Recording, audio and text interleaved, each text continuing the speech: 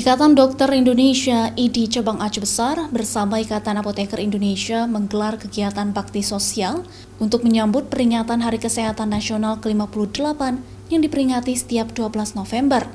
Kegiatan pengabdian masyarakat yang melibatkan sejumlah dokter spesialis kali ini dilaksanakan di Puskesmas Lam Tebak, Kecamatan Selimum, Aceh Besar. Selain pengobatan gratis, IDI Aceh Besar juga melakukan sosialisasi gerakan masyarakat hidup sehat atau Germas. Lokasi ini dipilih karena jauh dari pusat kesehatan dan jangkauan dokter spesialis.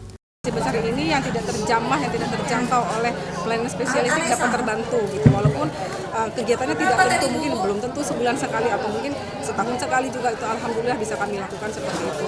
Jadi mudah-mudahan dengan kegiatan seperti ini masyarakat yang sakit bisa terpenuhi untuk memperoleh pelayanan kesehatan spesialistik, mungkin itu.